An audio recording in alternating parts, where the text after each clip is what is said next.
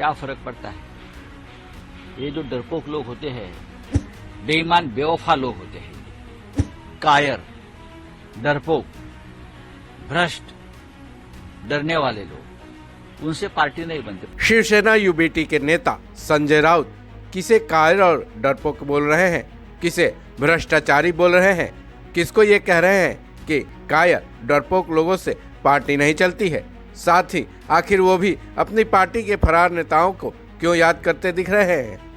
दरअसल संजय राउत ने ये सारे हमले कांग्रेस के सीनियर लीडर कमलनाथ पर किए हैं।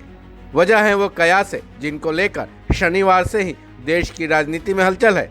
कयास है कि कांग्रेस के नाथ अब बीजेपी के कमल होने वाले हैं, यानी कि एमपी के पूर्व सीएम अब बीजेपी का कमल थामने वाले हैं। हालांकि ना तो कमलनाथ और ना ही उनके बेटे या फिर कांग्रेस की तरफ से इस बारे में किसी भी तरह का आधिकारिक ऐलान हुआ है, लेकिन शिवसेना यूबीटी के नेता ने एक के बाद एक करके न केवल कमलनाथ पर निशाना साधा है, बल्कि हर उस नेता पर निशाना साधा है जो पार्टी के साथ दगा करते हैं, दल बदल लेते हैं। हालांकि उन्होंने अपने बयान में ये भी कहा कि कमलनाथ बीजेपी में जा रहे हैं, ऐसा लोगों का कहना है। चलिए सुनते हैं संजय राउत को। भोपाल में कमलनाथ फिर बीजेपी को ज्वाइन कर रहे हैं, ऐसे में एक के बाद एक कांग्रेस के नेता बीजेपी में जा रहे हैं। है कि हमारी शिवसेना के भी कुछ लोग चले गए, राष्ट्रवादी कांग्रेस के अजित पवार चले गए, क्या फर्क पड़ता है। ये जो डरपोक लोग होते हैं, जिसने पार्टी के नाम पर पैसा और धन कमाया है, उड़ी के डर से जाते हैं। बेईमान बेवफा लोग होते हैं। ये मध्य प्रदेश का चुनाव कांग्रेस नहीं हार सकती थी, ये सबको मालूम है। कमलनाथ जैसे लोगों ने ये इलेक्शन सैबोटेज किया, ऐसा लोगों का कहना है। अगर आप बीजेपी में जाना चाहते हैं तो जाना चाहिए। 2024 में जब चुनाव होंगे मध्य प्रदेश में, तब पता चलेगा इस व्यक्ति की हैसियत क्या है। लेकिन मुझे नहीं लगता है कि कमलनाथ जी जाएंगे। तो इंडिया अलायंस को इस तरीके से घटना से कोई नहीं।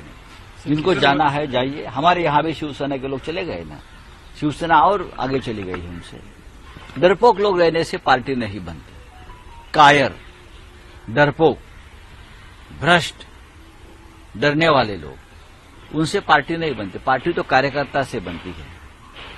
अपने बेटे को चुनाव जिताने के लिए अगर कोई पार्टी छोड़ता है तो उनका व्यक्तिगत प्रश्न है। हालांकि इस बारे में एक तरफ एमपी कांग्रेस कमलनाथ को बीजेपी में जाने की खबर को पूरी तरह से अफवाह बता रही है, वहीं कांग्रेस के सीनियर लीडर जयराम रमेश ने भी इसे पूरी तरह से इनकार कर दिया है। वहीं कमलनाथ का कांग्रेस छोड़कर बीजेपी में शामिल होने की अफवाह भरी काफी मायने रखती है, क्योंकि कमलनाथ न केवल कांग्रेस के काफी पुराने नेता हैं, विश्वस्त कार्यकर्ता हैं, बल्कि इंदिरा गांधी के तीसरे बेटे के रूप में भी जाने जाते हैं। बहरहाल अब कमलनाथ कांग्रेस का हाथ और बीजेपी के कमल से जुड़ा ये राज कब खुलेगा, ये देखना दिलचस्प होगा। इस खबर में बस इतना ही। बाकी अपडेट्स के लिए जुड़े रहें वन इंडिया हिंदी के साथ।